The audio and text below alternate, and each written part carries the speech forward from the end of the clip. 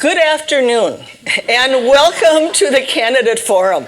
My name is Kate O'Reilly. I am a member of the Meetings, Voting, and Proxy Committee and have been appointed as the moderator for this forum. We have 9 candidates for 5 board positions. Each candidate has 3 minutes for their opening remarks and 2 minutes to answer a question. We'll begin alphabetically with Jim.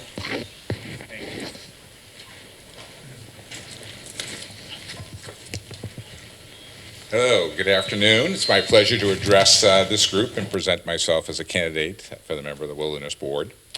This alphabetical thing just sort of brings me back to a time in my life in parochial school. I am a recovering Catholic, and I was always the first to go out and get a shot. So this doesn't feel quite as bad, but it brings back some memories. I also met my wife alphabetically 46 years ago in high school, so we were in the same homeroom. So the alphabet thing has worked for me in a number of ways as well. The other day I was walking through the lobby and a lovely member came up and introduced themselves to me and asked me why I was running for the board and if I was crazy. So I went back home and Jackie and I talked that over and we said, God willing, we're going to be here for another 20 or 30 years. That's our horizon. We love the wilderness the same way I know that many of you do because of the beautiful environment. Not one of those contrived Tuscan villages that we see all the time. We go play a member guest somewhere else.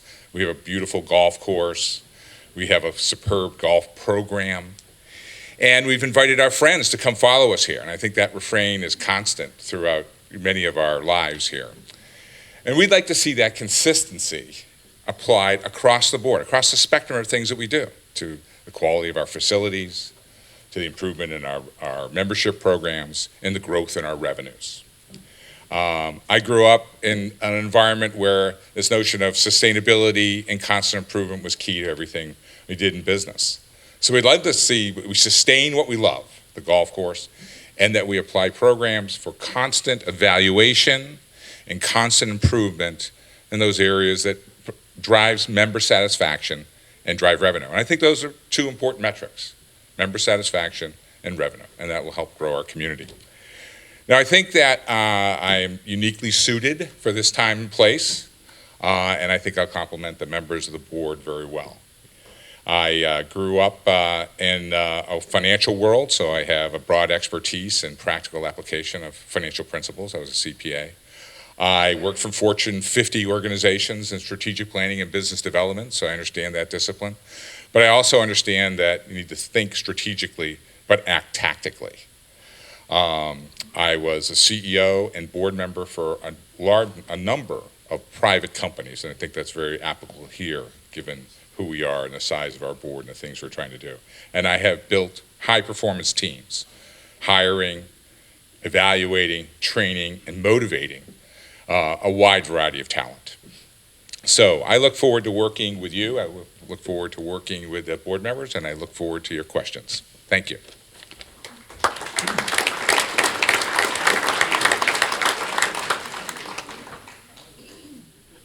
Good afternoon. I'm Jim Best. I'm married to Barbara, and we've been here at the Wilderness as members for 18 years. What I've contributed, I think, to the Wilderness is I've been the tennis chairman for a number of years, and that committee is now known as the Tennis, Bocce, and Croquet Committee. Spike, our pro, has also introduced pop tennis, and I think our committee has been able to increase the participation in those activities. We have over 100 members doing that now. Then I've been on the Long Range Planning Committee for the last few years, and one of my jobs was to work with the consultants in trying to develop a donation of equity program. So I think that's important. I think because of that, I have a good sense of what we can do and what we can't do in regard to the equity. I think the biggest thing I could add to the board is my level of participation in all the activities here at Camp Wilderness. I play a lot of golf, I play a lot of tennis, I play pop tennis, I'm a bocce captain, I go to Twilight with Barbara. We try to go to all of the activities and all the functions, and I think because of that level of participation, I've got to know a lot of people. I try to get along with everybody, but I think that would give me a good perspective to be on the board, that participation level. In regard to agenda, I support the recent initiative of the board for the new clubhouse. I know it's been frustrating the last 2 years, but I think the plan they developed and the people who they've got involved to develop is the right way to go. I was on the board for a number of years of our club in Chicago. The club is over 100 years old. There's over 500 members. And when I was on the board, we redid all our irrigation system. We made big additions to the clubhouse. We put in a new pool complex. And those activities were not any more difficult than building a new clubhouse here.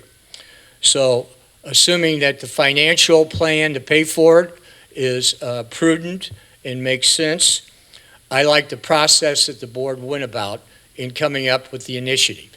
Number one, I think they're going to submit one option to us to vote, yes or no, after they've done the work and come with the recommendation. I think that's the right way to go. I think they put the right people on these subcommittees who were knowledgeable, and I think we're at the point we just need to get it done.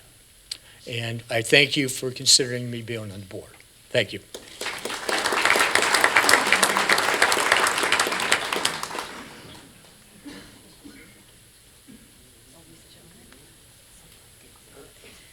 Hello, everyone.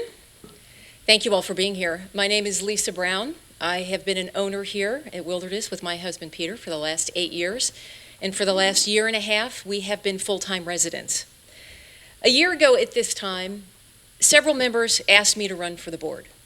We were in need of diversity on this board and more women in leadership roles, and also diversity in skill set. And as a full-time resident, I have spent the last year attending the monthly board meetings to better understand our issues, to better understand our financials. I also served as a member of the search committee for our new general manager. That was this past fall. I have chaired the subcommittee on member outreach for the Clubhouse project, sending you email updates about the progress. I am currently the co-chair of the meetings, voting, and proxy committee. Some of you might recall a year ago right now, I was the moderator of this very same forum. I am currently serving on the House Committee, and I gave 2 forum speeches in 7 months, one on DNA paternity testing, and the second on living zestfully well. And in my spare time, I finally took up the game of golf. And in my first twilight this year, I'd like it known that my team landed in a 4-way tie for first place. That's enough to keep me coming back. Now, in my career, I have worked alongside highly educated professionals, being their spokesperson, taking their messages and translating them into everyday language that everyone can understand. I did the same thing as news director at several major market radio stations across the country, where I wrote my newscasts by taking current events, things happening in the community, and distilling them down into conversational language and delivering my newscast like I was just talking to my neighbor. And that's what I plan to do here as a member of the board at Wilderness. And I will continue to encourage honest and open communication.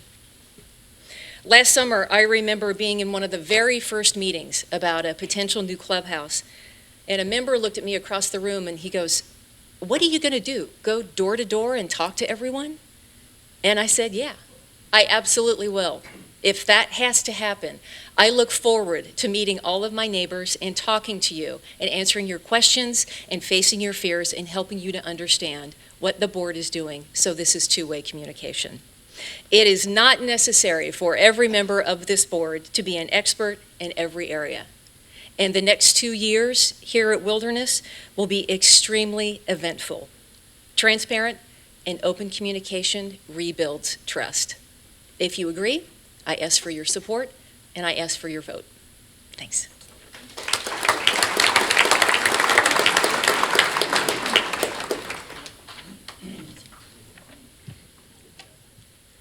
Good afternoon, everyone. Thank you for being here. My name is Tom Danisco, and I am the president. I love that line from that movie, American President. Seriously, I would like to start by thanking each of the candidates for their willingness to serve on the WCA and WCC boards of directors. This is a very exciting, challenging, and critical time for Wilderness, and I, as a member, am very happy to see such a talented and committed group of candidates who are willing to step up to the plate. It would be my privilege to serve with any of you. I believe our two most critical issues are the clubhouse project and the long-term reserve and replacement fund for the association. Our challenge is to resolve those issues with a plan that will make us competitive with other similar communities and strategically address the impact of both issues on our clearly below market real estate values. At the February 17th board meeting, the board approved retaining the McMahon Group to assist us with an overall master plan to meet those objectives. This will slow the decision process for the clubhouse project down by a few months, but it's imperative that we do this right. You'll be hearing a lot more about the board's plans in that regard in the coming weeks. On the condo side, I would encourage you to review the details that are included in the strategic issues attachment to my bio info. The board, the finance committee, and management have collectively, with your support, done an excellent job of getting us caught up on major projects that had to be addressed in the past 4 years, as well as the next 2 to 3 years. The current version of the 10-year forecast is a fiscally responsible approach to maintaining our buildings and grounds with no significant increases in the reserve fund portion of our dues. On the revenue side, I've often said in the past, the best thing about Wilderness is we're only 300 members, and most of us like it that way. The obvious negative to that is we can only divide by 300 when it comes to funding our needs. The only way to address that is more condos and more members. The non-resident member program was approved last year and has been ineffective to date because our facilities are not competitive, nor is the $65,000 initiation fee. The clubhouse project will solve part of that, and the initiation fee can be addressed at the appropriate time. Adding condos has been a bit controversial, has been discussed for years. This needs to be studied completely and put to rest. If it's feasible, let's go get it done. If it's not, let's stop talking about it. Your boards have made some difficult decisions in recent years, and I'm proud to have served with those directors. We have serious issues to address, and they have to be addressed now. You have some difficult decisions to make in the selection. If reelected, I can assure you, you'll have my full commitment to taking Wilderness to the next level. It's been my privilege to serve as your president, and appreciate your support and encouragement.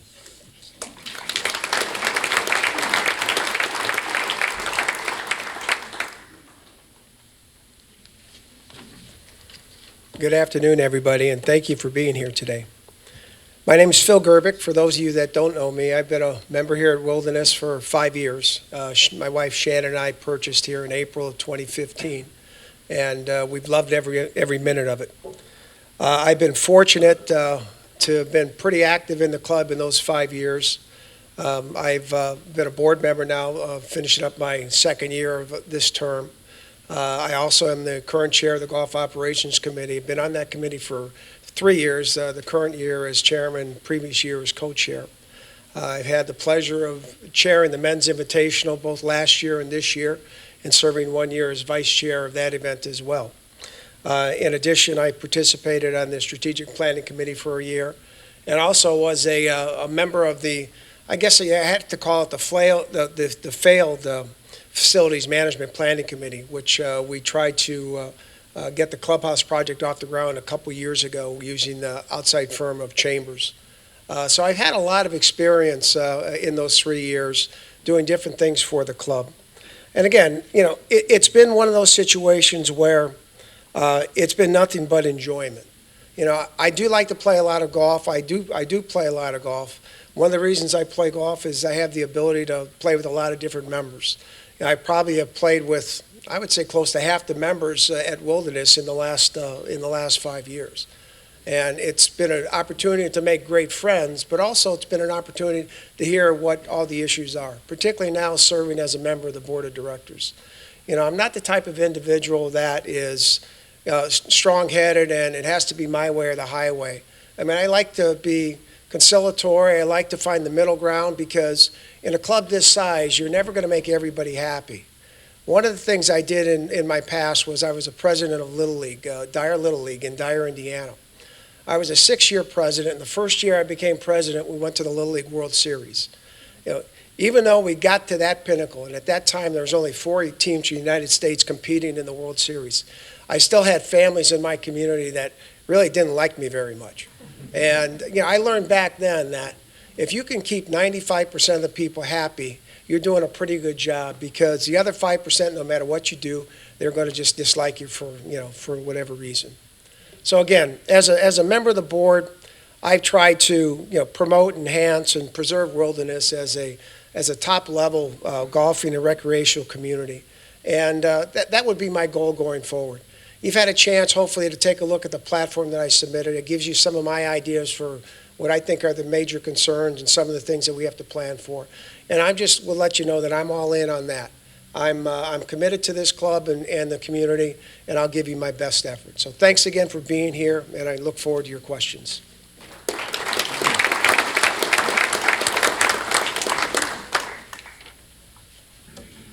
Good afternoon. Good to see you all here, and I decided that I wanted to go for the board because I felt like I had some experience with boards before. I was on the Greenwich YMCA when we were funding and building an Olympic-sized swimming pool. So I know the ramifications of funding and the fact that it's a big project and it takes a long time and you have to try to get buy-in. And I worked at Merrill Lynch for a while. I was on investment banking and competitive bidding on utility issues. And I was elected state representative in Connecticut for the 150th House District in Greenwich. And I served for 2-year terms, so 8 years. And that was during the time that Bill Clinton was in office, so that's a long time ago. And I just wanted to talk to you about before and after. Let's say what it was like when we moved here in 2009 and why we chose Naples. There was this, Naples says that Wilderness is one of the best kept secrets. Have you all heard that? And so my contrast will be, what did we think about it then, 11 years ago? Its beauty, its golf course, its camaraderie, its friendly, welcoming people.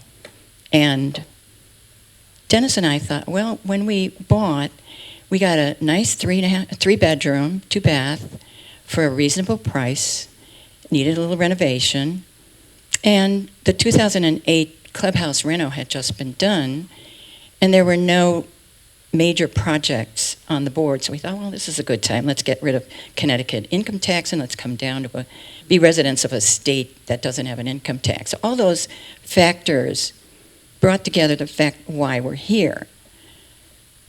So what has happened since then? I think that all of our investments are being damaged. I think all of our investments need to be looked at as to what we can do to improve at least this crown jewel of the community, this clubhouse. I had heard that some brokers had brought a potential buyer of a condo to the Wilderness, and they went out and they saw a building that they would, a condo, a unit that they would prefer. And then the broker took them to the front door of the clubhouse, and the person walked in and said, for $65,000, this is it? No thanks, and walked out. Now that is what's happening with the current status. So I would just have to say that the existing structure of the building is not adequate, and an example of a successful conversion is Bears Paw. They put in an $11 million new clubhouse. It has turned around, and my time is up. You'll have to wait to hear the rest of the Bear Paw story.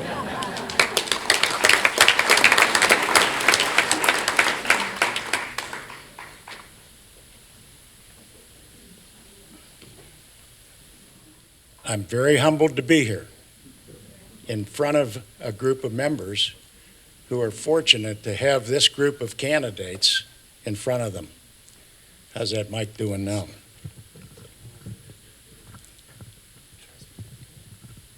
How's that? Usually I have a pretty strong voice.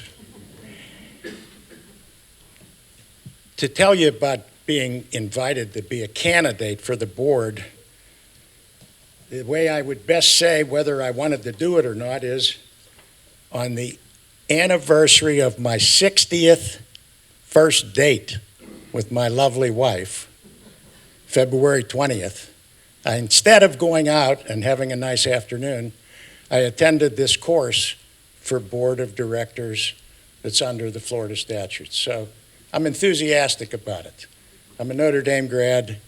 I'm a lawyer for 55 years. I've tried a lot of cases. I know how to analyze problems. So do all these folks up here too. I'm just excited to be considered a possible candidate for the board of directors. I'm the head of the Building, Grounds, and Pools Committee. So Tim Mason and I drive around and look at the place. Today, somebody grabbed me on the first tee and said, listen, you can't tear up my pool on Easter Sunday because I'm going to have family down here. So I called Tim and I said, can't we delay that about 2 or 3 days? And that's the way the communication goes. Not formal, shouldn't be formal. The thing I think about, what's important to me, is that song by the Hollies back in 1969. He ain't heavy, he's my brother. And I'm looking out at you folks. You're all my brother. I want you to define the word premier, which is your obligation. When you bought your real estate, your unit, you got more than a unit. You got an opportunity and an obligation, a responsibility to decide how to make this place premier. None of these board members can make that decision. Only you. In 15 seconds, I'm asking for your consideration, and I'm also asking for you to be positive about making this a premier place, as it always has been. Thank you.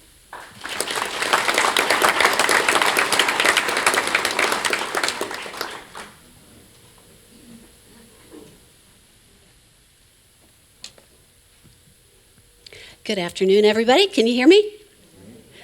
I'm Jill Page, and as you know, I was appointed to the board in October 2019 to serve a remaining term.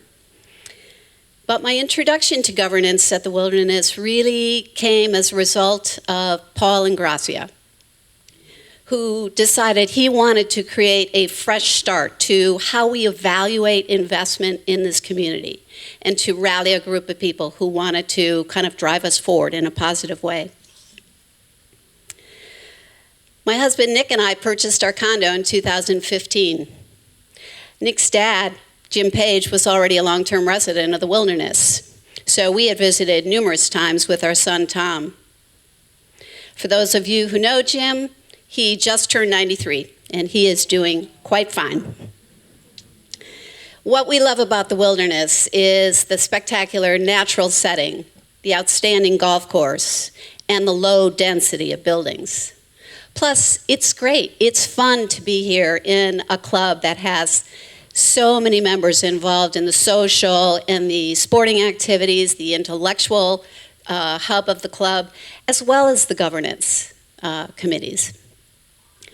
Nick and I spent very little time here until 2018, which is the year I finally retired from Wells Fargo.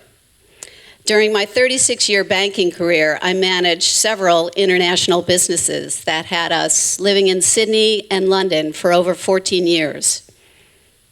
I built businesses and led merger integration teams through some pretty challenging financial times.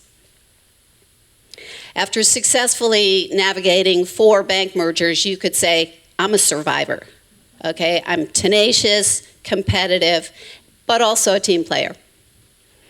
Here at the Wilderness, I joined the Finance Committee in 2019 and currently co-head with Ben Ray the Clubhouse Redevelopment Committee that was set up last August.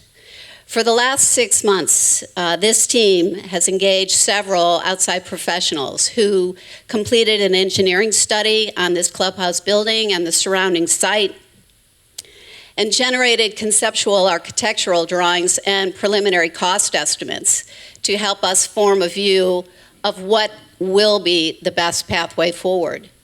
These elements really contributed for the whole of our committee and the board, and certainly my own perspective, the fact that we need to proceed with a new clubhouse rather than considering renovating this particular structure. Throughout my career, I managed major projects, major businesses domestically and internationally, and I hope to be able to continue to bring these skills to helping to lead the board through some pretty fascinating times. Thank you for your consideration of my candidacy.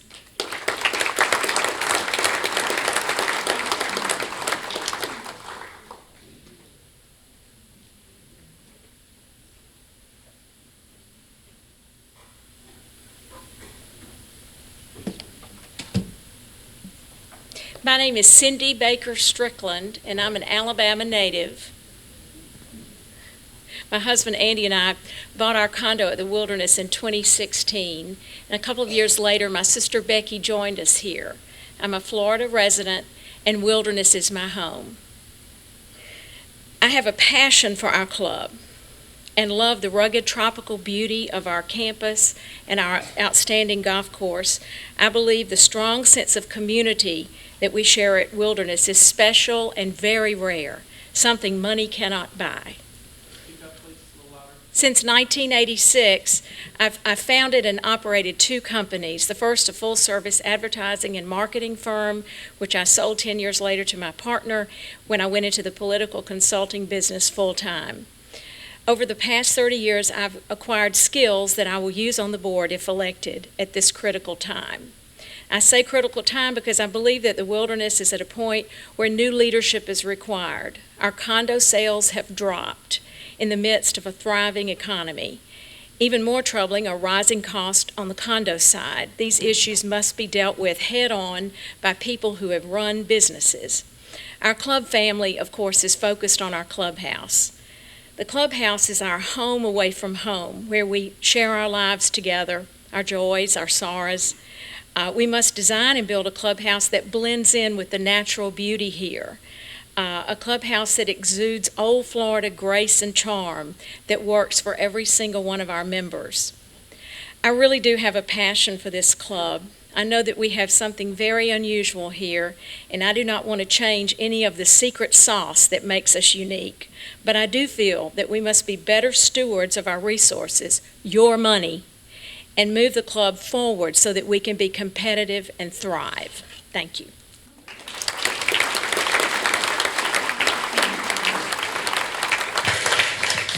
Okay, thank you to all the candidates. Anthony, would you be so kind as to move this box to the other side? And I'm going to sit here and go through the questions now. I will try not to duplicate questions as I go through, but I want to give everybody a shake here. Okay. Jill Page. Have you committed to vote for Tom DeNisco for president? I thought we voted in silence in this committee. No, really, we have to determine who is elected to the board. So, that's one of the that's the reason we're in this forum right now. You have a controlling vote, each one of the 300 members, to determine what the composition of the board will be. And then if I'm fortunate enough, I'll be in discussion to see who is the best candidate. And so I haven't cast my vote, and I remain quite open. I think the notion that we entertain leadership change is quite important at this stage in our community. The second question is for you as well, Jill. Has Mr. DeNisco committed to select you for vice chair? He has not shared that view with me in any forum at any time. So and nor have I sought that. So, no. This is for each candidate, and let's start with Jim Aquavina.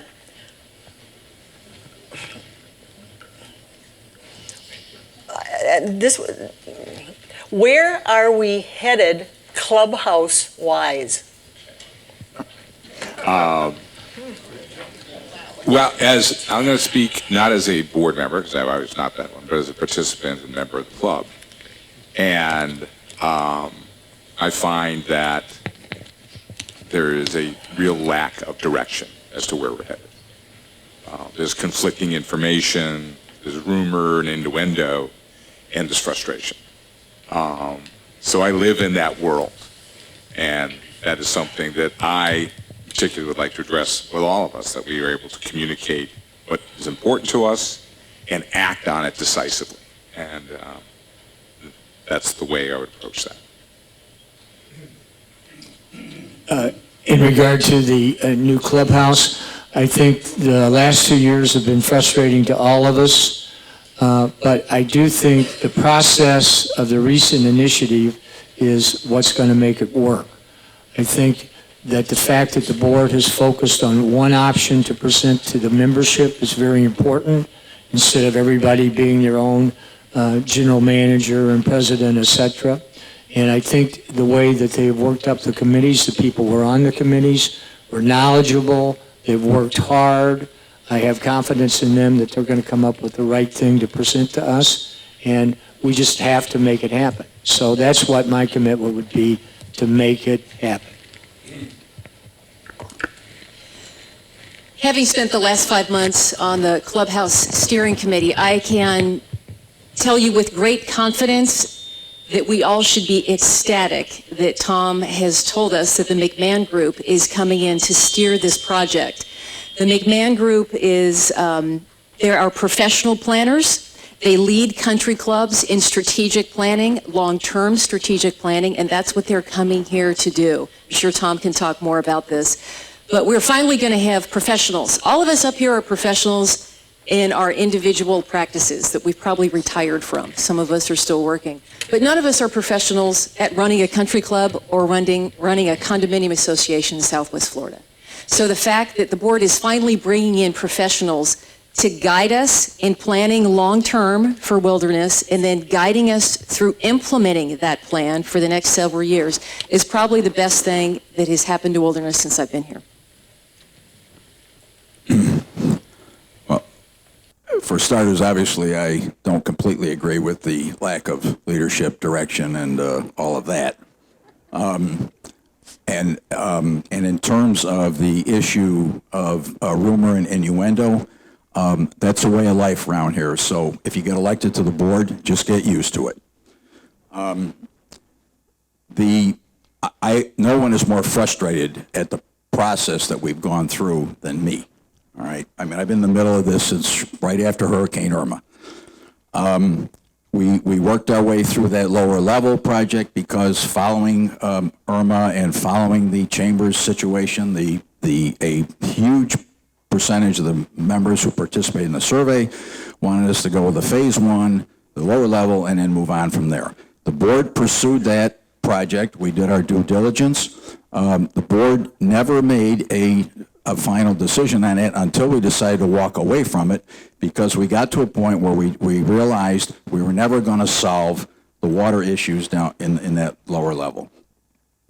From there, we appointed a committee led by Larry Schultz. Lisa has been involved, Jill, and several others.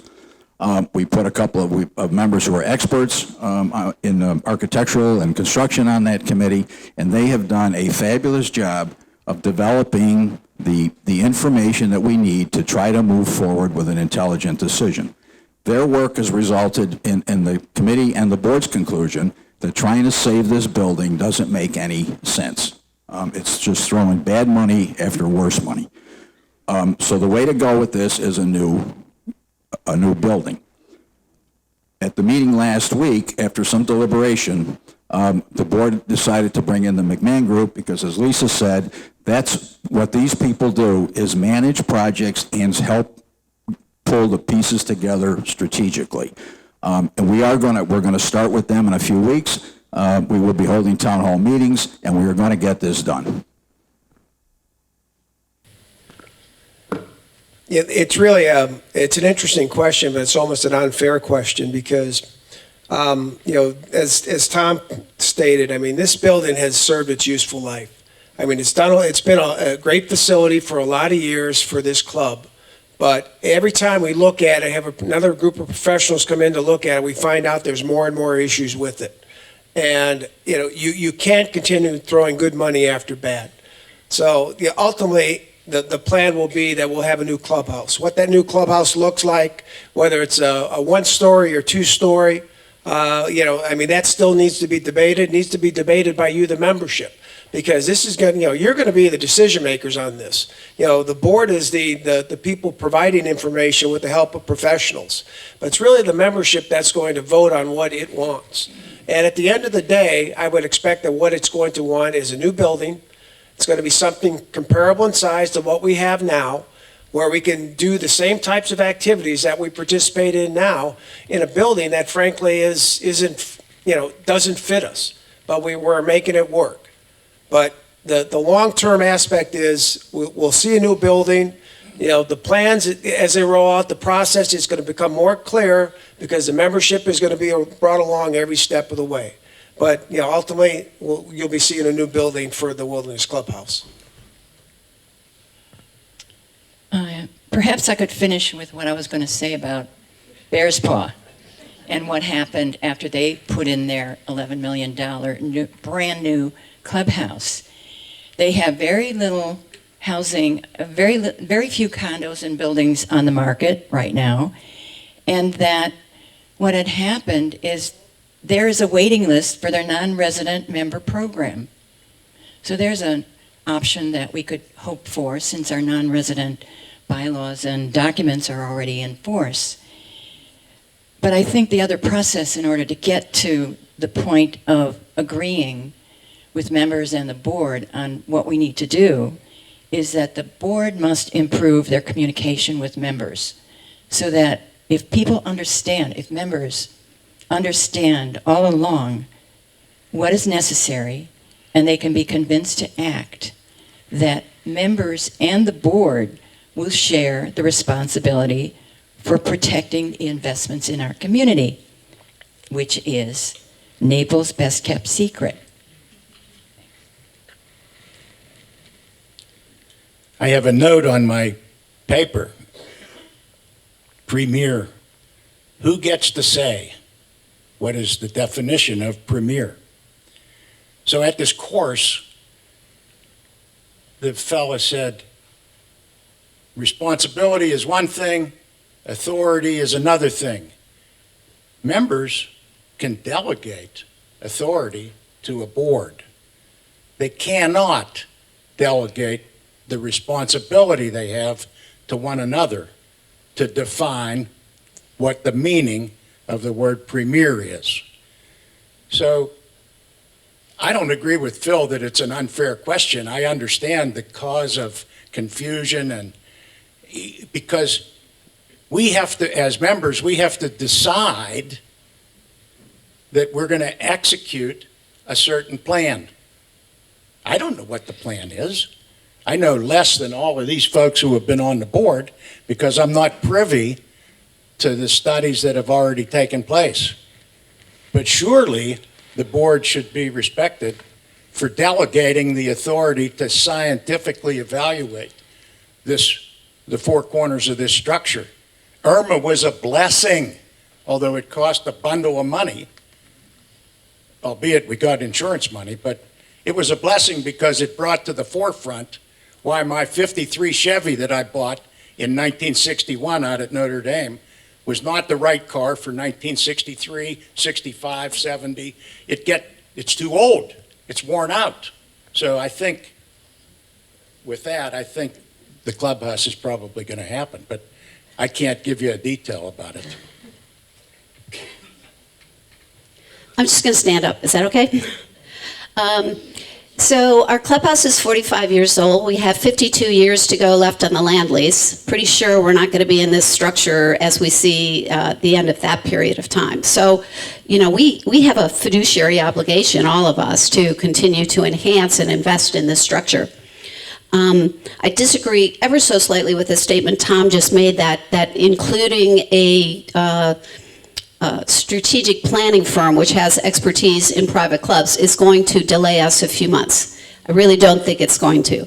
We haven't stopped our work at all on the due diligence associated with the clubhouse project. And while aspirationally, for those on this committee, we thought we might get to a vote before everyone broke up for summer, it just hasn't been possible. It took until almost Thanksgiving to get the last of the engineering studies.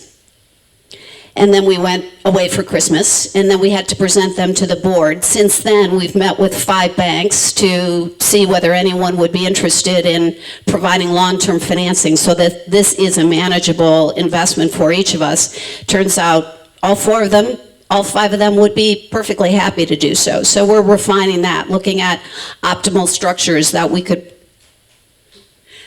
bring to the membership. And we have met now with 4 architects, 3 local and 1 out of state. We are asking each of them to formally propose to us, so we will understand what their fee structure is, what their time commitment is. Each of those firms, however, gives just a beautiful creative understanding of what this wilderness community is all about and what they could do in a new structure to enhance our experience within this natural setting. So I think come the 4th quarter, we're going to be in a position in detail as you come back, or for those who live here full-time, to be seeking your input, to be showing you what the concepts look like, what the designs look like, and moving to a vote then. Well, the clubhouse is important to all of us. It's our future. We've got to get people coming in the front gate, buying homes here. So it's the chicken and the egg thing. The stronger leadership you have on the board, the better chance you'll have of getting the right design, the right clubhouse, because you have to have people that can lead and can build consensus. There needs to be more transparency. There needs to be consensus, because at the end of the day, you all are going to decide if we build this new clubhouse or not. And I'm for it. Everybody knows that. I think it's essential. Those of us that have just moved here, we moved here not so much because we love the clubhouse, but because we knew a lot about the community at Wilderness. But now that we're here and we know the engineering report is very damning, I think it's time to just focus on it. But leadership is the key. Thank you. The next question, can you hear me? No. Hello? Okay. The next question is, what is your position, this is for all the candidates, what is your position on keeping the wilderness low density / building new condos? Mr. Aquavina. Every time, yes. As I stated earlier, I am in favor very much of growing our revenues and looking at all aspects of growing our revenues. We know we're all challenged as a bundled community, and we know that that model is continuously under stress, whether it be us and many of our companion clubs are all evaluating that. So if there's an opportunity for us to introduce new members through a new building and it's not invasive and preserves what we all cherish here, then I'd be very much in favor of investigating that and see if it's feasible. I agree, I think, with what Tom said. I think we need to investigate the issue and make a decision one way or the other. Is it feasible or not feasible? And then move on accordingly. But on the other hand, I think what we should do is concentrate on the clubhouse. All right, we should concentrate on one project at a time and get something completed. I would have to agree. At this point in time, let's focus. We want a new clubhouse, we need a new clubhouse, and we need to spend our money effectively, one project at a time. Obviously, down the road, I think it needs to be discussed and it needs to be looked at, but at this point in time, clubhouse only. Yeah, and I agree with that as well. I think the clubhouse comes first. The clubhouse project will feed the non-resident member program. That we can work our way into that. We get the benefit of, if we can work our way up to 25 or 30 or 40 non-resident members, you get the benefit of the initiation fees. That will have a more significant effect on our due structure, and that will help. That will just ease the burden on the club side, and then we can worry later about the condos. When I mentioned earlier about these condos at Frank Park or whatever, I'm thinking that this study to really put this thing to bed is at least a year down the road. I'm going to stand up just because I know this half the room can't see me when I'm sitting. I'm not a fan of condominiums on Frank Park. Currently, we have amenities down there, and unless we have a place for those amenities, you'd have a hard time convincing me that's the right thing to do. We did look at the non-resident member as a revenue generation item, because that's what it's intended to be.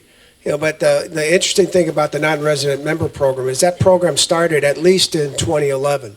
When I worked on that with Larry Schultz and the board, we were bringing forward something that was 7-8 years in the making. Okay, it would have probably been a moneymaker if we put it in place in 2012, before we had a number of these other issues come up. But the timing of putting it in place was the right thing, but the timing of when we did it makes it very difficult to sell those memberships because of what the member would be looking for. Again, $65,000 to play the golf course. Personally, I think it's a great golf course and I think it's worth the money. But somebody else may say it's not worth it because, I don't get to keep a cart here. Your clubhouse is tired. It's not something that I want to bring my friends to show off or anything like that.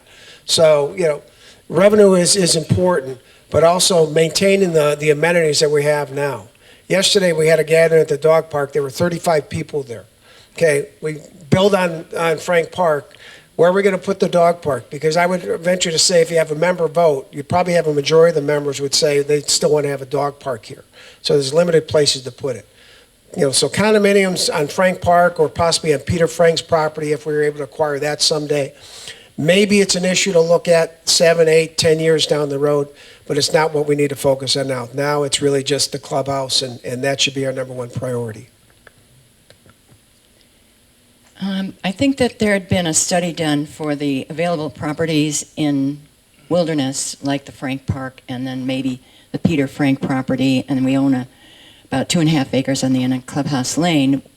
How many condos could be put in there? And they're anywhere between like 10 and 24. However, the reality of getting a contractor out here to even consider having such a small project is just almost not going to happen. Certainly we know all the construction going on around the area at this point in time, and I don't know that's going to get any better.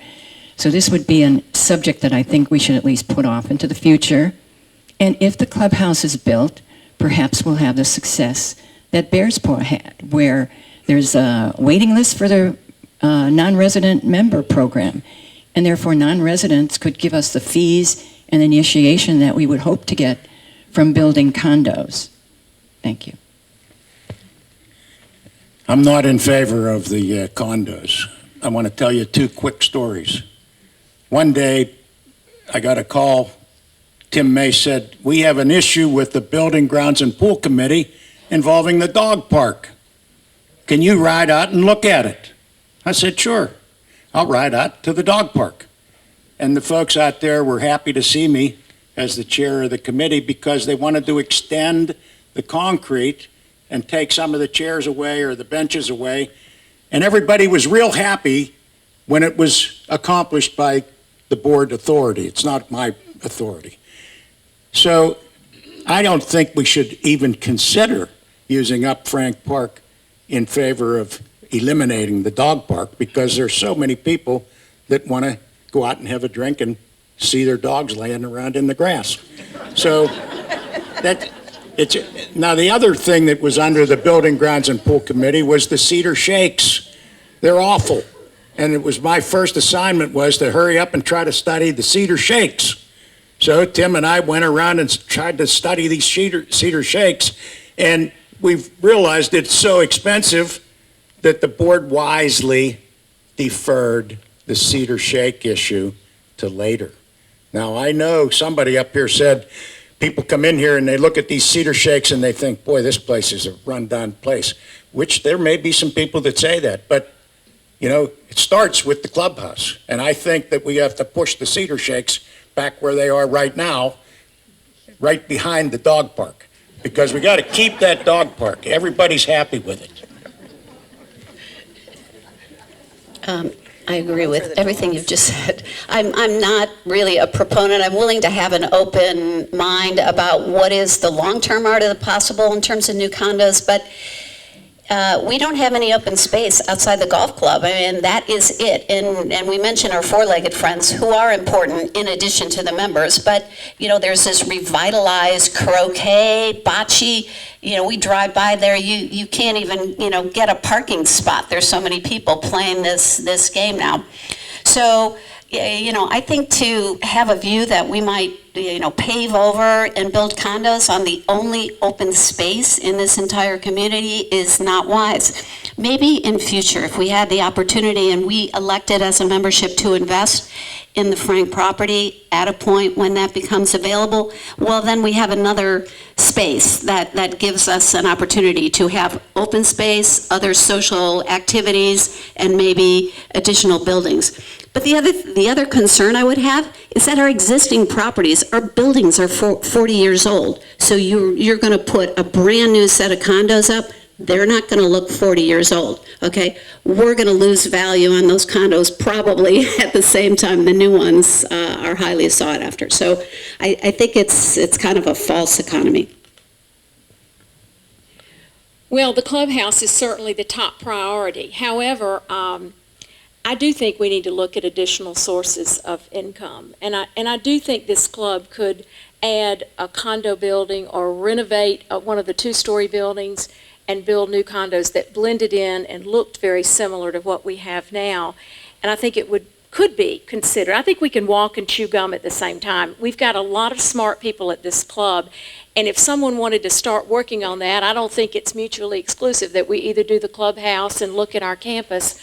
We really need to move forward on some of these issues. Planning and governance are big issues at this club, and there are many people that are capable of doing strategic long-term planning that aren't consultants. I mean, you know, we have a lot of talent right here.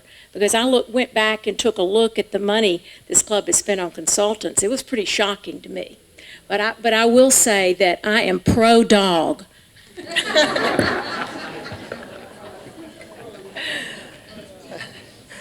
All right. This question is about member equity. The existing member equity is a significant potential source of future cash flow for the club.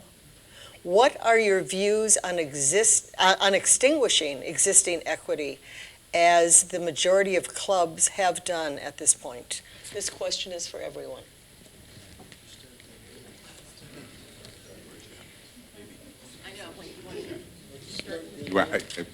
Good. I would be. Whatever. Okay, why don't you start? Yeah, why don't you Sure, guys go start ahead. down there? That's That'd be where great. you roll up. Great. That'd be great. Well, I'm not an expert in the equity of country clubs. I know that there has been discussion in the past about people giving their equity to the club. There's nothing wrong with that. If somebody's in a position to do that, loves this place that much, let them give the equity. It's great. But I do think once people have bought and they've, they know they're getting their money back, I don't think you can go back and change that. I think if we built the clubhouse that I envision, with this golf course, I think you could raise your membership, your fee. I'm telling you, people would come in here, and your home values would dramatically increase.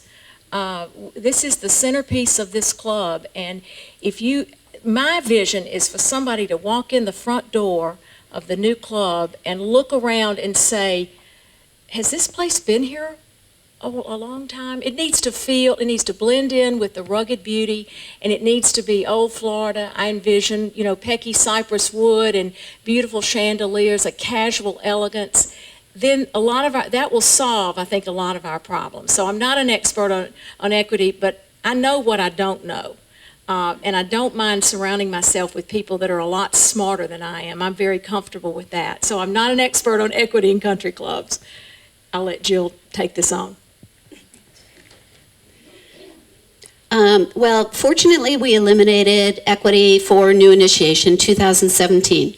Currently, we have approximately $9.5 million in equity that will be payable upon sale of the properties. So that will, in the normal rate of condo sales, that is going to extinguish itself in approximately 15 years. Gary Friend, if he's here, has done a lot of financial modeling on this. I've reviewed those numbers. That will, in the future, continue to give us the buffers that we will need to make capital investments. The notion of voluntarily contributing equity today, which was proposed at last year's town hall and incurred a lot of confusion and a fair amount of anxiety as well. I've spoken with many people. I think is somewhat of a false promise. So if we all gave our equity in today, it will not generate a dollar of money to make capital investments. So we are still going to need to borrow money from the bank. We are still going to need to be assessed to repay that money that we would borrow from the bank. And in 20 years' time, when we sell our properties, we would not get our equity. So that would be then a cash flow positive for the club.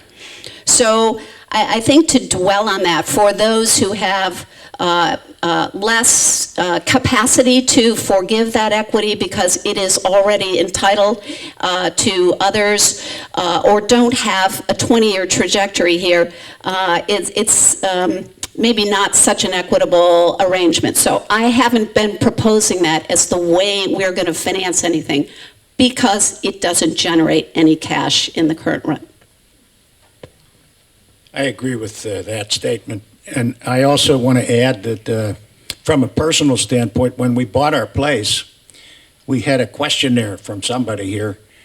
Does the fact that your equity is coming back in a smaller amount than $65,000, I can't remember the number, does that matter to you? And I asked Sandy what she thought about it, and the two of us agreed, look, we're probably going to be dead, so why do we care?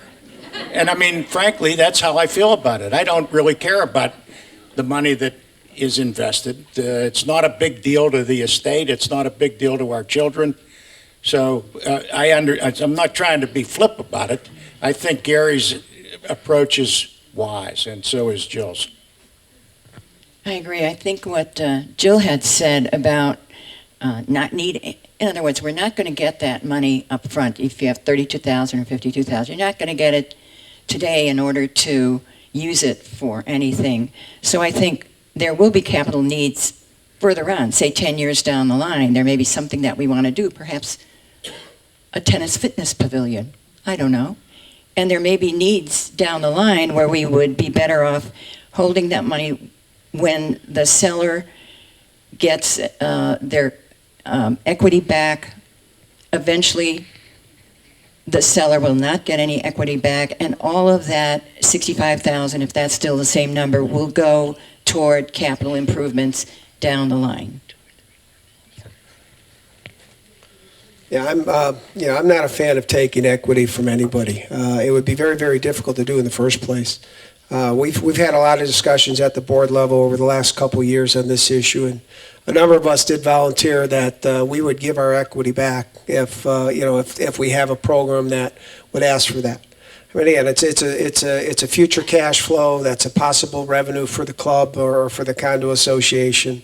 It's just like building condos. I mean, it's all speculation. If you build them, maybe you get some revenue out of it.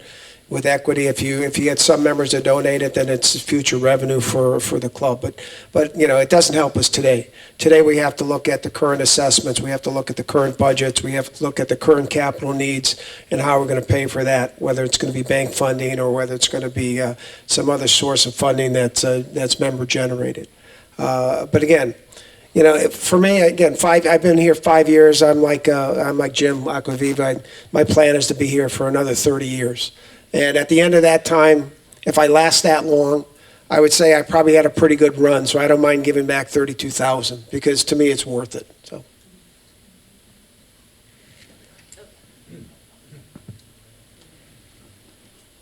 We've been talking about the donated equity for years. I think the board pretty much has taken a position and we should just give up on that right now. And we probably should, because it's just too complicated to make it work. But I do disagree completely with the notion of it doesn't generate cash, because it generates cash today. If everyone gets in the boat together and donated their equity, we sell 15 to 17 condos a year. We generate $300,000 to $350,000 in net initiation fees. If we stop paying equity to all of us today, that number would be $700,000, $800,000, as much as $900,000 a year.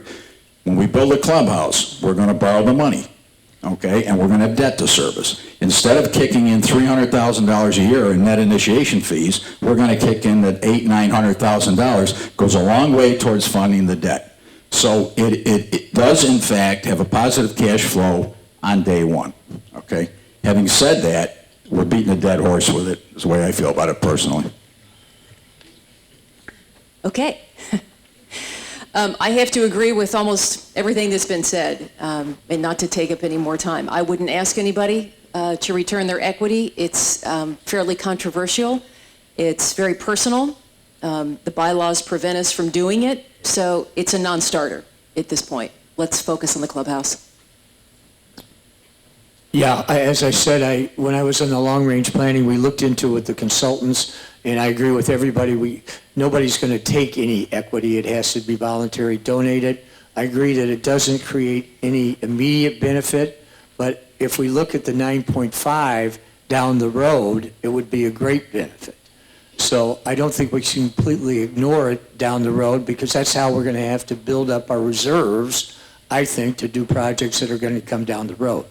So after looking into it and been talking about it for 5 or 6 years, I think the only thing that's going to work is a voluntary program. But I think there's a lot of us in the community, if we could condition our donation to a particular project, be it the clubhouse, be it the golf course, I think there's a lot of us that would commit their equity voluntarily right now if it was understood that it was going to go to a new clubhouse, it was going to go to a new irrigation system in the golf course. I agree with Tom that actually he understands that this does have an immediate impact on us. So it would be cash flow positive and it would be beneficial. But it also is a very personal issue. It's an asset that we own, and it would be our personal decision whether to give that back or not. So I think discussing it and having available a well-organized program to donate equity to those that want to do it makes sense. For those that don't, I think everybody should understand that this is their personal decision. But it's interesting to me that we continue to cycle on many of these issues. This reminds me, we've had this discussion about this. We've had a discussion about what is the feasibility of building new buildings, and the fear, uncertainty, and doubt of taking away the park.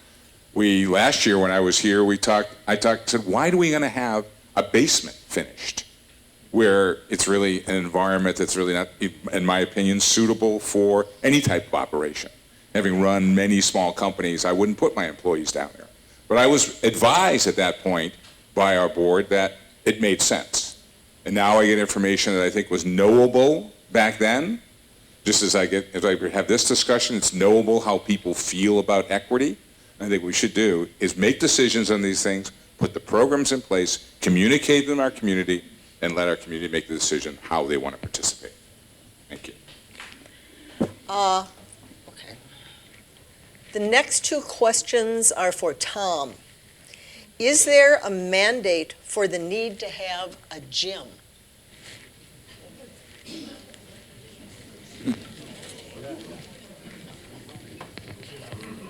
One of these gyms, or? Hope there is. Yeah, I don't know about mandate. At this point, a lot of the planning and the work that's been done on the clubhouse, frankly, has not included a fitness center because because of the scope of the project that we're talking about is easily going to be somewhere in the $10 to $12 million range. To go and tack a fitness center on that right now will increase the cost of the project considerably. So the thinking of the committee and the board to this point, which is not etched in stone, is that we would kind of look at that as a phase two, strictly for financial reasons. If we put something together and the members want to spend 14 instead of 12 and have a fitness center now, then that's the decision, and we will go forward with that. So it's a question of what we want to spend. Another question. Can everybody hear me? No. All right, stand up. Tom, what is your plan to return our reserves, to fully fund reserves? Underlined. So I'm assuming we're talking about the condo reserves, but let me start with just commenting on the club capital reserve fund. Going back to 2016 or so, we had roughly $700,000 or $800,000 in that club capital reserve fund. We've gone through several projects, and we've come out of this fiscal year with just under $2 million in that fund. At the rate we're going, by the time we get to the clubhouse project, we should have somewhere between $2.5 and $3 million in the club CapEx fund, which would be a great head start on the investment in the clubhouse. On the condo side, the only way to rebuild the reserves, which frankly were never a lot of money to begin with, the only way to rebuild those is to fund the projects that we have to fund each year and kick in extra money. Now, in the last 4 or 5 years, as you well know, the replacement reserve fund dues have increased considerably because we've funded in the 6-year window that I mentioned in my just in my comments. All right, we've gone through $9.5 million of investment to get caught up. We still have at some point we have the Cedar Shakes issue to address, paving the roads and all of that. That's all been pushed out. Now, if you want to rebuild the reserves, in addition to the 1.5 million, give or take, that we're kicking in right now to fund that replacement and reserve fund, we can just round that number up some more and have everybody pay more now. That doesn't make any sense to me, anyway. With this 10-year plan that we worked, the forecast that we worked out on the condo side at this point, by pushing the Cedar Shakes projects and some of those things out a little bit, if we level off what we're paying now into the replacement and reserve fund, when we get 5 or 6 years, 7 years out, we will be building cash in that reserve, and at the end of an 8 or 9 year period, that condo reserve fund could be $2.5 to $3 million. That would be a head start going forward when we get the next round of roofs and carports and you name it.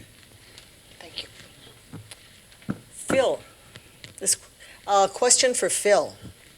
Has there been a poll on whether a new clubhouse is wanted? If so, what's the result?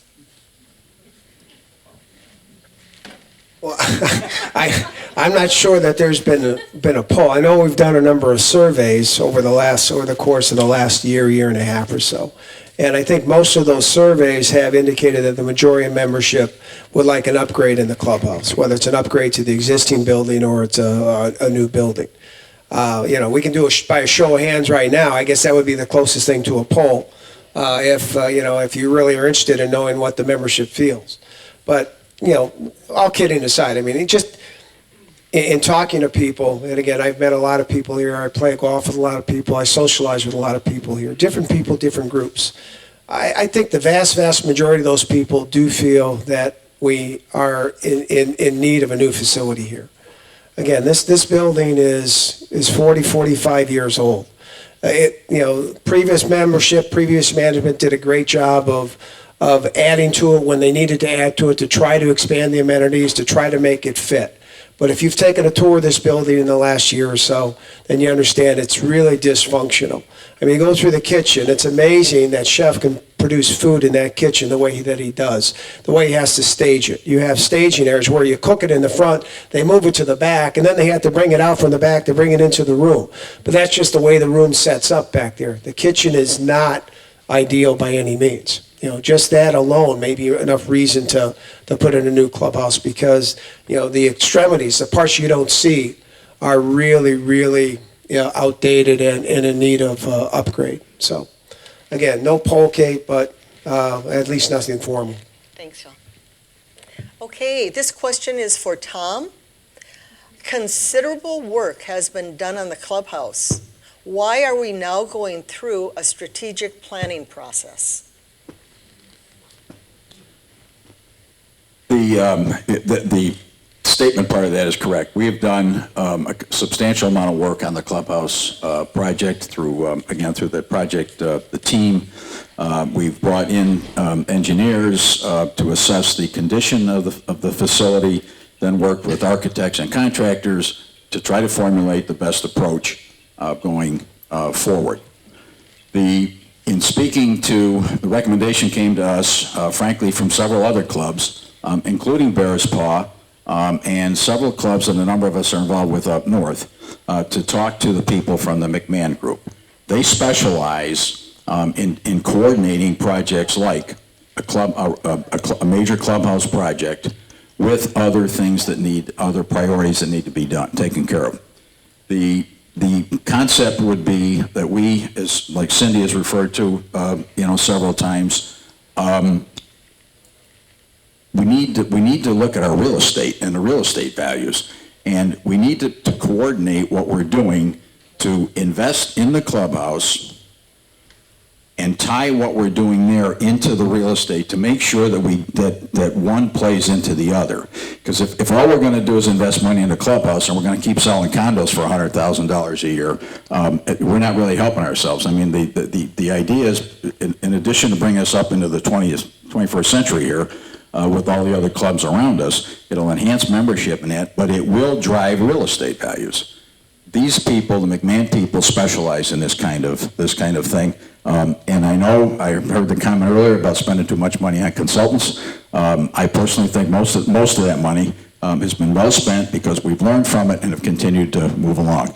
This $30,000 that we're talking about with the McMahon Group, if this helps us spend the $12 million wisely, more wisely than we need to spend, it's money well spent.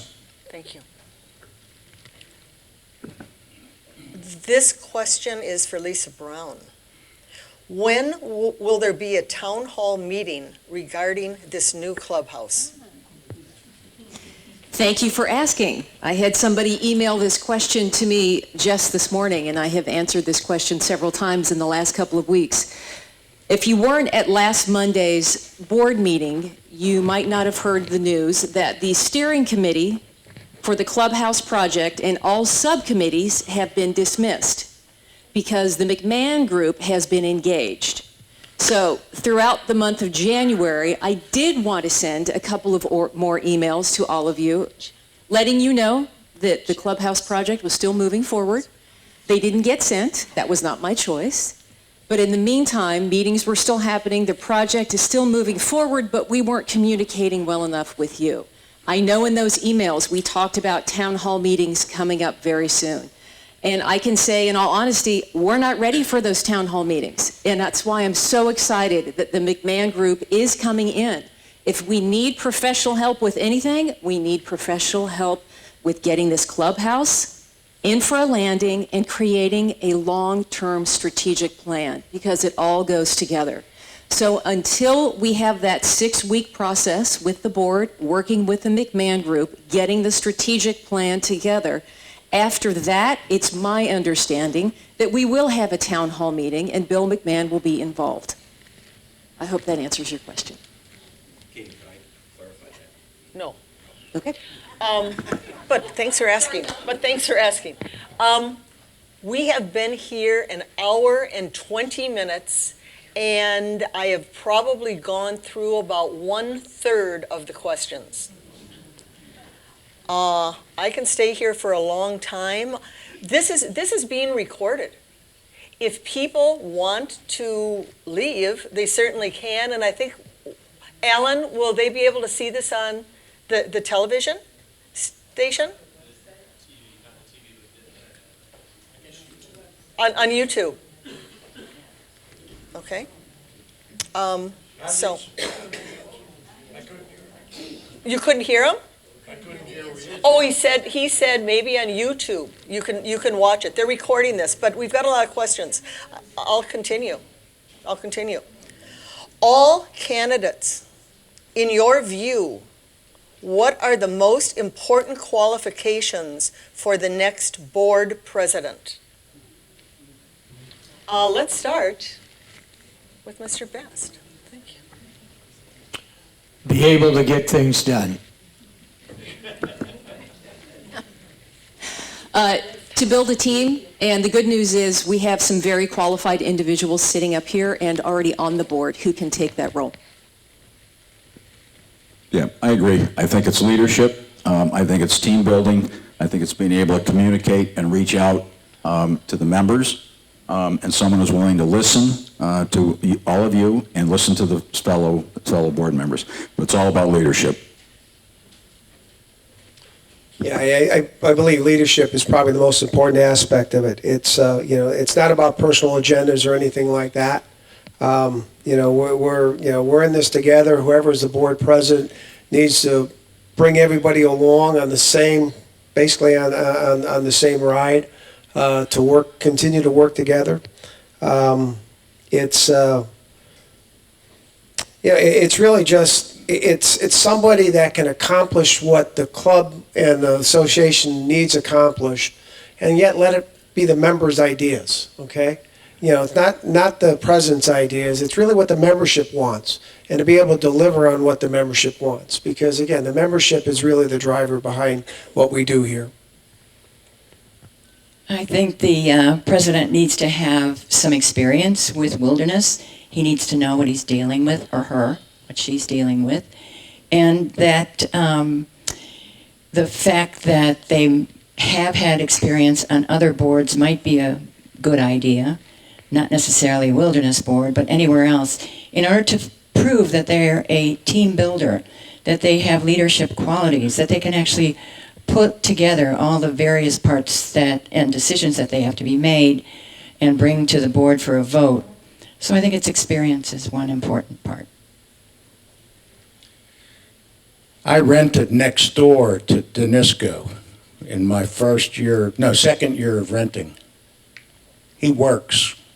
He is dedicated. I can't sit here and describe generically characteristics of the next board president, but even if you think this club process has been too slow, don't for a second think that this guy wasn't dedicated. So I won't answer generically, but I want to make a comment that the guy that is sitting here acting as president has done a dedicated job. I agree with everything.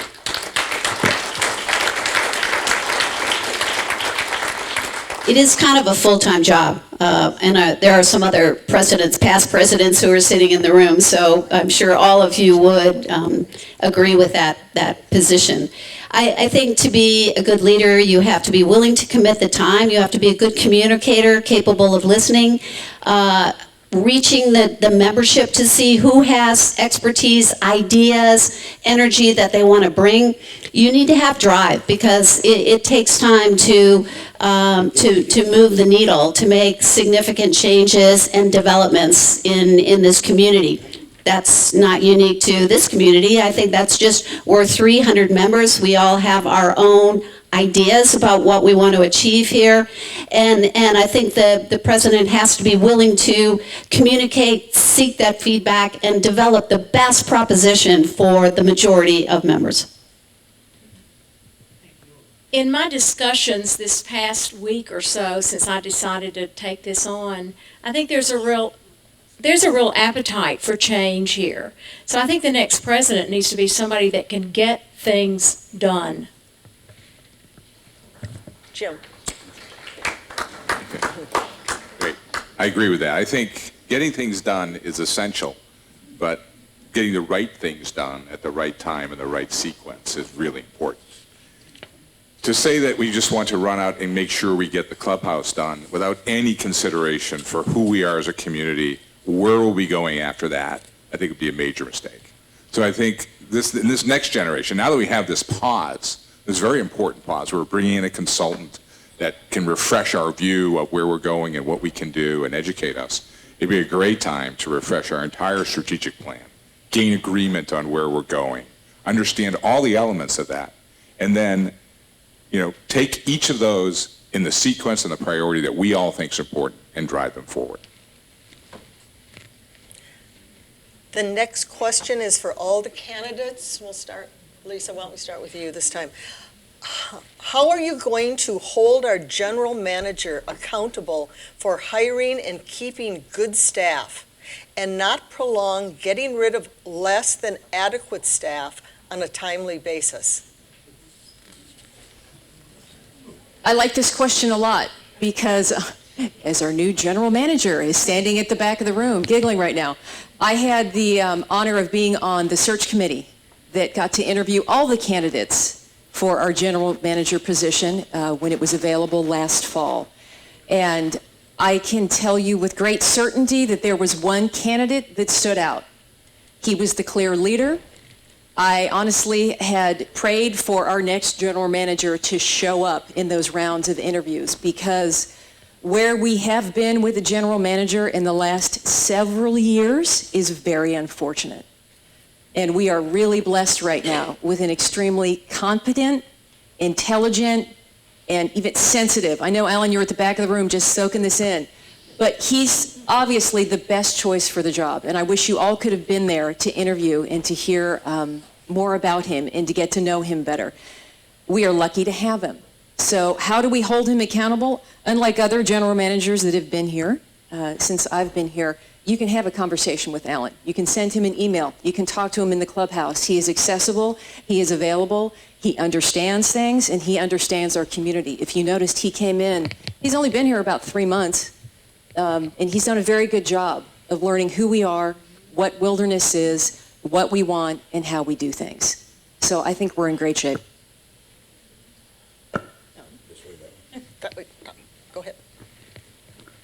Yeah, I mean, I agree with Lisa on the comments, but in terms of holding the general manager accountable going forward, I mean, that starts with the board and in my opinion, the strategic plan, the strategic direction for the club, and the general manager, his goals, objectives, and his marching orders need to be in sync with the strategic plan, the strategic direction of the club. And his performance needs to be measured on how we do against those goals and objectives in the plan. Yeah, I'm fairly much in agreement with what Tom said. Anybody that's managed people, you sit down, you set out goals and objectives. You do updates on a regular basis. I think it's important that Alan understand what the board wants and actually what the members want. I mean, he gets his direction from us. And there's certain things that obviously he's going to do on his own. I mean, he's been in club manager for a number of years. He's had good experiences. He's had bad experiences. I think what he's trying to bring forward here at Wilderness is as many of those good experiences as possible to make this the best club that it can be. We have to trust him. We have to trust his judgment. Have to give him the ability to execute on our plan and on the needs of the club and the condominium association. And we do. I think we do trust him to do that. If there's feedback, we have to give it, both positive and negative. I think he's had some of that conversation with several of us from time to time already, and I think he's reacted very well to that. But again, his job is to manage. Our job is to really direct, help set guidance, and it's really his responsibility to execute on that. And through feedback, we'll hold him accountable. I know that the general manager is accountable to the board, but I have to say there's something about this particular general manager that I experienced when I wanted to verify some information that I was going to speak about today. And so on the weekend, Saturday, I had written to Alan and I asked him to find out about the facts that I talked about with Bear's Paw. And he got in touch with Doug Brown at Bear's Paw and verified what I was saying. He clarified and verified. And that's on a weekend. So my point is that the general manager we have now is very accessible to the people. So if you have anything that you feel you have questions about what's going on around here relative to the operations, I think that the general manager is very accessible. I'm a big believer in not micromanaging a manager, a chief operating officer. My analogy in my own mind is that I think she's right that we hired a thoroughbred. And the last thing we want the jockey, whether it's Danisco or anybody else or anybody on the executive committee, the last thing we want them to do is put the whip against the back of a thoroughbred unless it's a catastrophic mistake. I mean, this club runs very, very smoothly under his tutelage when it comes to staff and the day-to-day operation of the club. If there's a problem, go to the manager and it'll be handled. I don't think it's a matter for board micromanagement. We're blessed to have a good man and good staff. The only thing I would add to what has already been said, with which I fully agree, is that you need to give pretty regular, continuous feedback. Our general manager is new to the club, so it's most impactful to give that input in the early days than it is to wait and see things are kind of traveling along acceptably but not brilliantly. And to Alan's credit, he has reached out for that directly. He's very open to that. And for the membership at large, it's easy to give someone praise. It's not always easy to give someone constructive criticism. So, I mean, the board should be available to all membership to be able to share issues that arise in order to translate them properly to get corrective actions. I agree with everything that's been said here. I think I was impressed with Alan. I think the bar has been raised significantly in terms of professionalism. And I think I agree with Lou. You hire good people, you don't micromanage them. And I think the future looks bright and more optimistic because we have Alan. Yes, I agree with that. We are very fortunate to have Alan on our team.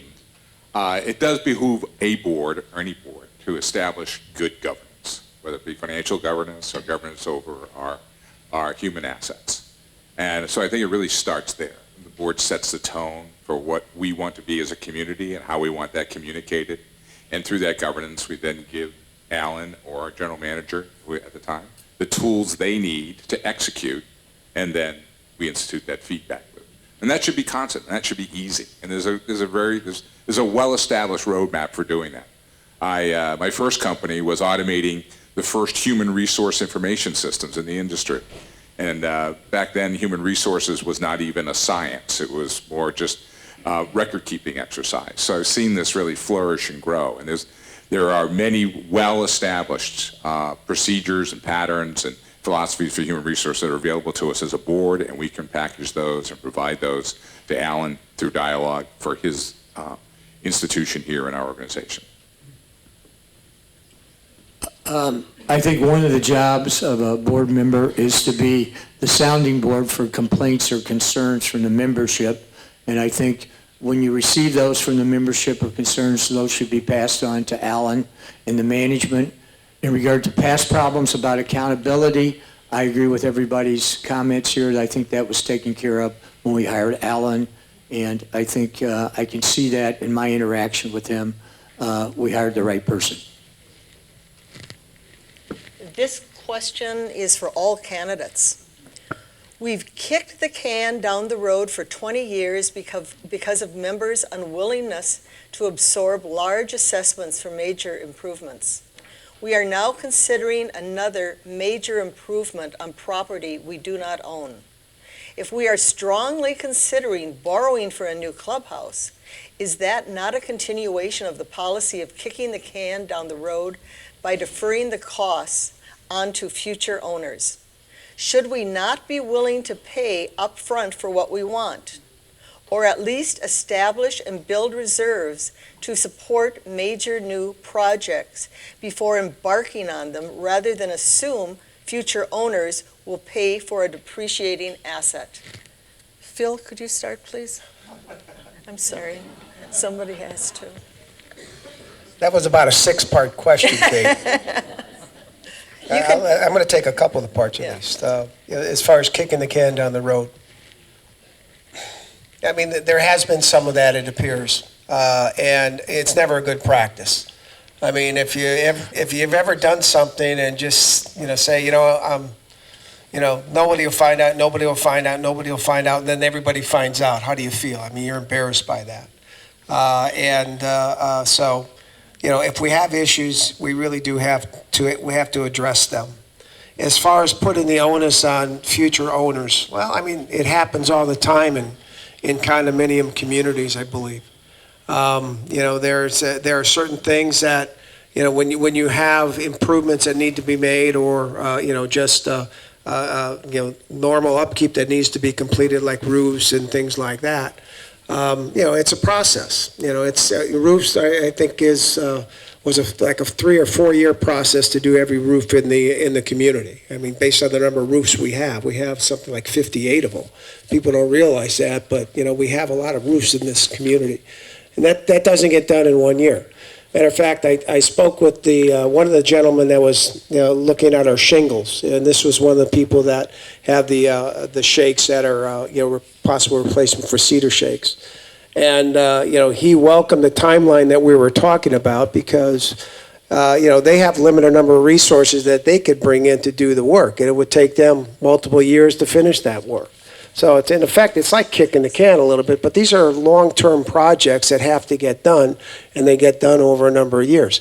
If I'm an owner today and I'm not an owner next year, well, that project is still in place. Whoever buys my unit, they're going to have to absorb that cost. So there is going to always be some of that, but I believe it's something that we do have to address. I think that the carport roofs and the condo roofs and all that had been neglected for a while. I think that previous boards may have wanted to keep the fees low, so there was not enough reserves that were charged, not enough money was charged, not enough money was paid by members in order to build up some reserves. But I do believe that that position has improved incredibly, and that there is an ongoing program to do the carports and the roofs and the condos, and choosing a less expensive kind of shakes that are still appropriate and save a lot of money there. So I don't think that we can really upfront fund any projects, because that doesn't make sense. First of all, we're not going to get that money, and we're not going to be around here to live to enjoy the purpose of spending that money. So that's all I have to say about that.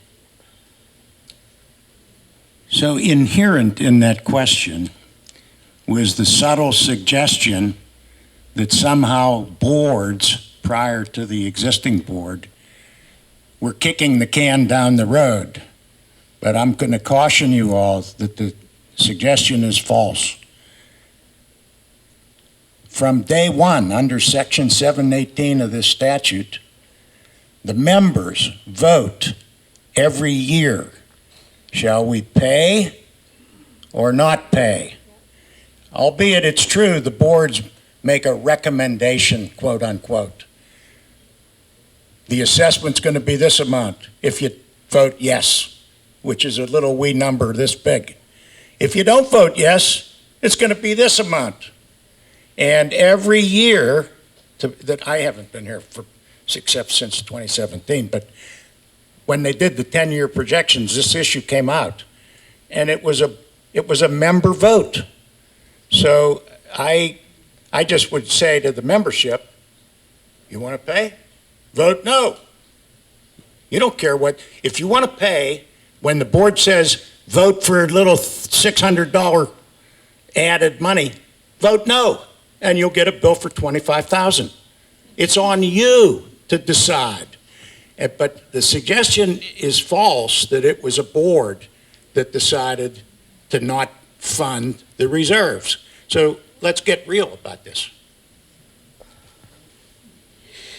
Just speaking to the club, because I think the condo side's been pretty adequately addressed. To borrow money to build a club is no different than to take a mortgage out when you buy your new home. So this is an asset that will have a long-term life, long-term utility. And so we, as current members, we will pay our pro rata share every month, a small amount, and that when we sell, that will then be paid by the next member who will come in and benefit from ultimately the brand new clubhouse project.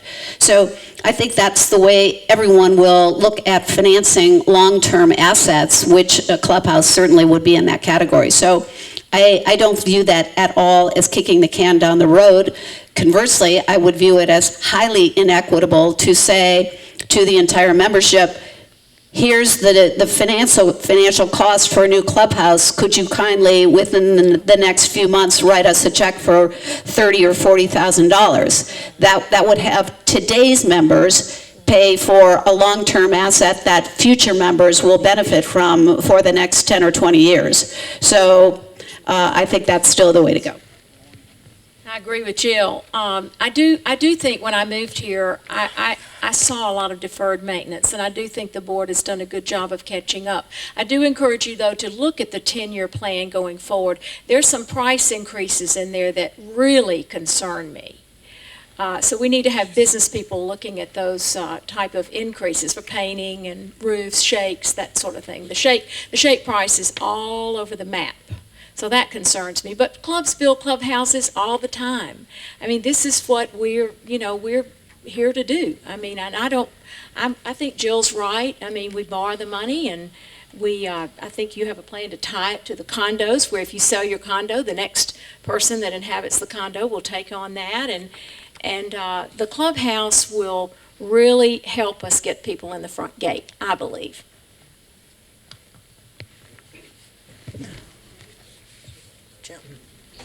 I have to say, I'm an advocate, and I always have been, and I voted for fully funding our reserves. Now, that's my personal position. That's my conservative nature. I always like to have reserves in place, and those things covered. I don't want to have to wait down the road for another event. But I do understand that that's not always practical. With regard to the funding or the approach to funding the clubhouse, it just makes absolute sense to borrow the money and to pay this out over years from things you just heard. And I think with a quality plan that's well designed and well communicated, the new buyers will come in and they'll be comfortable with what's ahead of them. Right now, there's no comfort whatsoever because none of us really know what's ahead of us. So putting that together in a very constructive way, communicating that and marketing that to our community and through our community makes an awful lot of sense for us. Whether we kicked the can down the road or we didn't build up our reserves, that's past history. The reality now is the only way to get a new clubhouse is we're going to have to borrow the money. So I think that's the way to go, like everybody's indicated, and I think that produces equality more to make it equivalent to the number of years of use that you get for the facility based on what you pay. And that's one way to do it, is by a loan, but really it's our only alternative. I think what this boils down to is a very simple question that we all have probably asked ourselves at one point or another is, how is this going to affect me? How is all this deferred maintenance going to affect me? How is this new clubhouse going to affect me and my family and the plans I have financially? So I have great confidence in Jill and this finance committee and the incredibly intelligent and competent folks who are working on this right now, because this is not a new problem. If I have been informed correctly, the fully funding the reserves hasn't happened since 2000. So somebody's been kicking the can down in the road, and I think we all have to look in the mirror a little bit in this situation. And I think part of our problem here, too, is communication and lack of trust. And that's why my platform is so much about open communication and rebuilding that trust so you have confidence in this board that we're going to make the right decisions for you and your family, and that we're sending Wilderness in the right direction, and that we're great stewards of our money.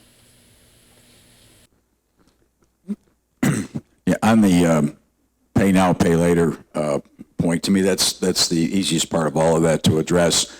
It doesn't make any sense for the 300 of us right now to go in our pocket for $30,000 or $40,000 for something that's going to be here for, I mean, this building's 25 or 30 years old. Well, the additions are that old. The building itself is 40-some-odd years old.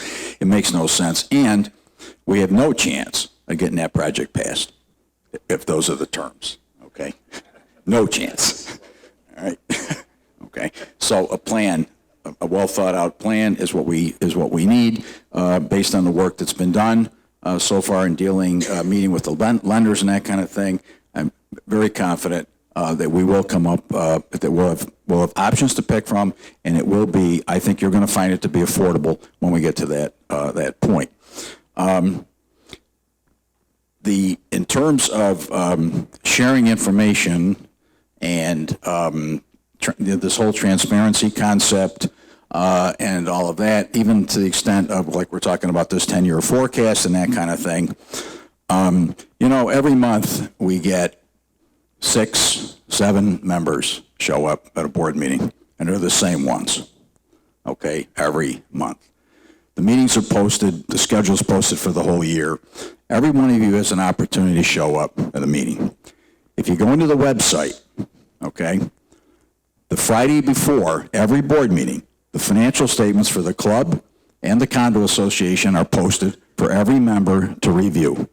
Immediately following the board meetings, the minutes from the prior meeting are posted with all of the attachments that the board covered at those meetings, including going back 5 or 6 months when we were in the budget time, the 10-year forecast and all of that we've been talking about, which fed the budget, all right, is attached to the minutes on the website, all right?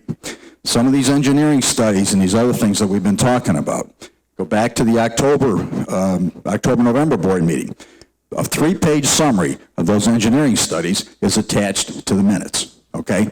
So we can do all we want in the way of emails and communication, all right? You have a responsibility to look at the information that we put out. And I'm sorry to get a little emotional about that, but I'm sick and tired of hearing this.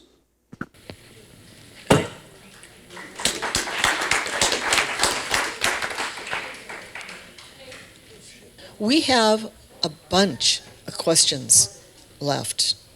We've now been going at it almost 2 hours.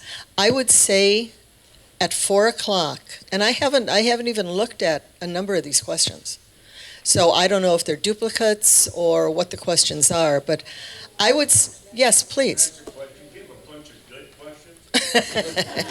Well, I think so. Certain people think they're really good. Let me put it that way.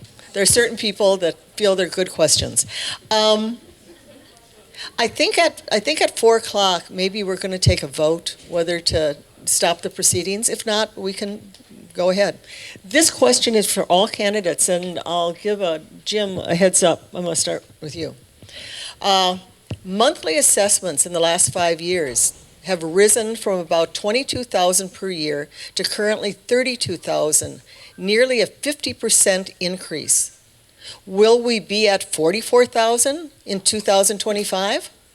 What actions would you take to moderate these increases, and what impact will above-market assessments have on our property values? What is the maximum level you would support, given that the annual cost of living here is already, depending upon the size of our units, 23% to 36% higher than comparable space at comparable communities, Bears Paw, Windermere, etc.?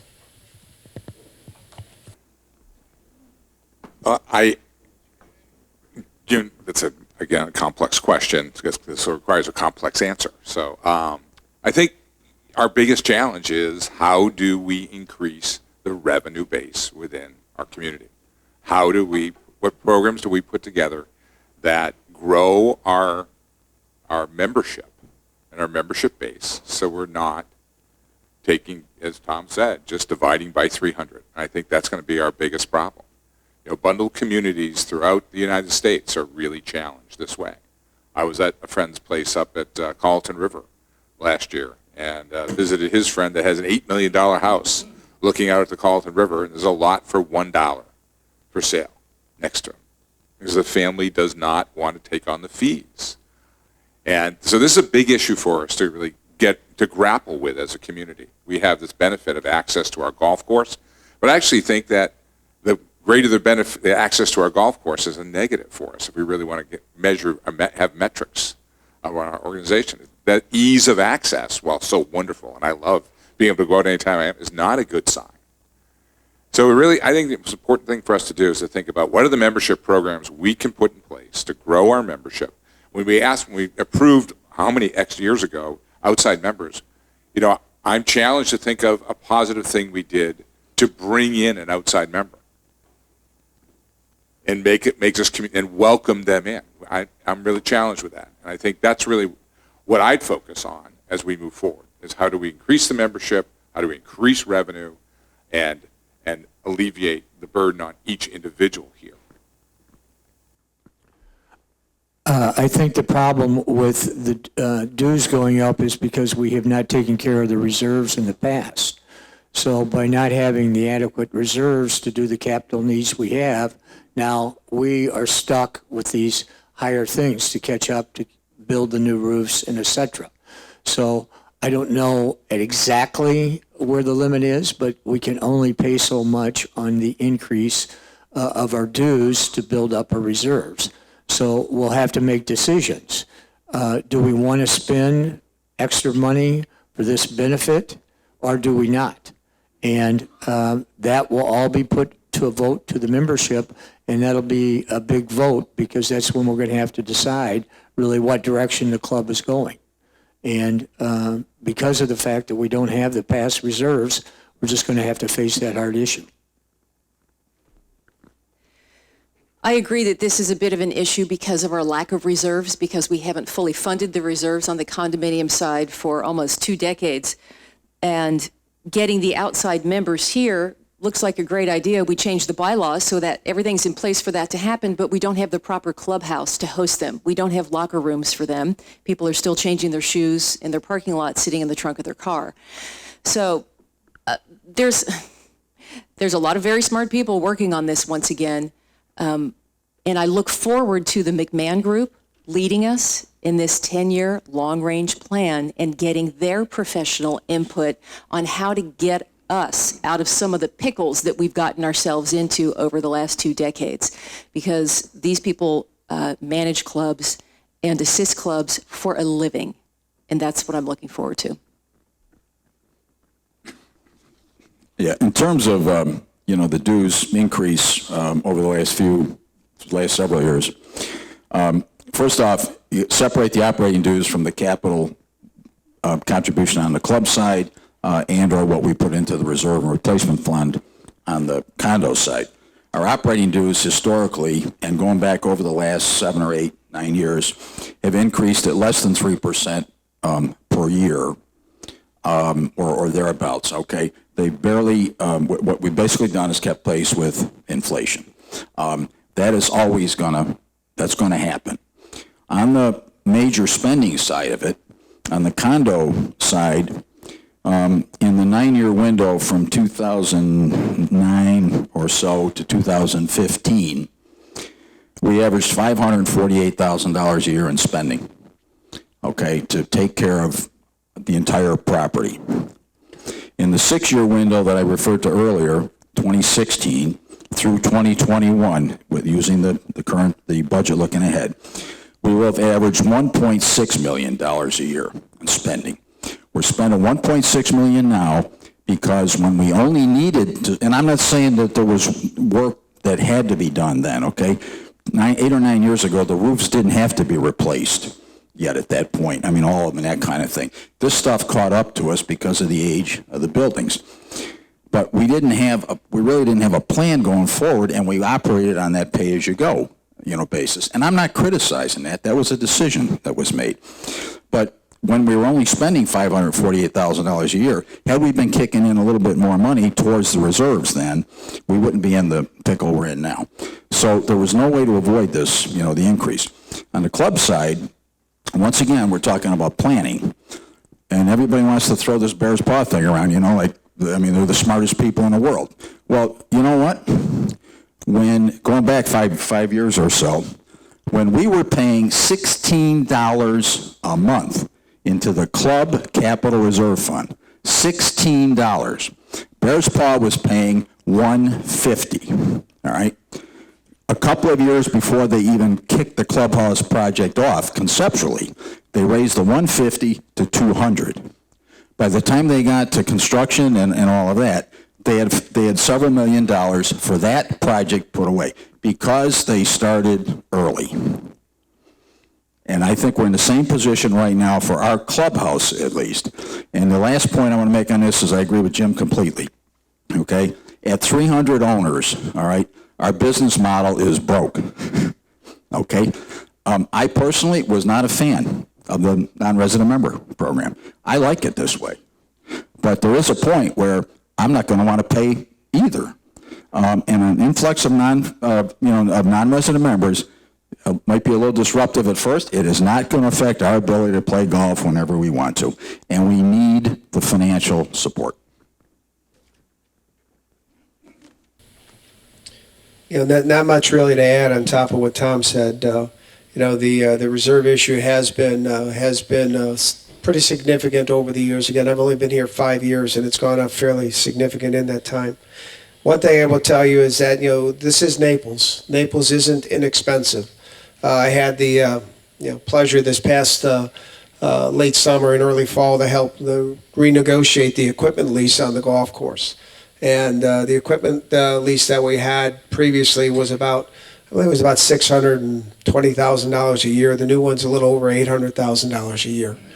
We picked up a few more pieces of equipment, but basically it's just more expensive. And so that's some of the factors in. But like Tom said, on an operating side, we've tried to hold things to about a 3% increase or less year over year, which is, for the most part, at or less than the cost of inflation.